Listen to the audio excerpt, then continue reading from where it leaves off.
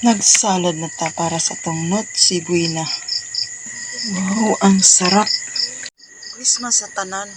Og nagpasalamat ng jud tano sa Ginoo nga bisan pa man sa mga katalagman nga ning agi sa ato ang kinabuhi, linog, mga bagyo, pero nakasaulog lang jud gihapon ta karon.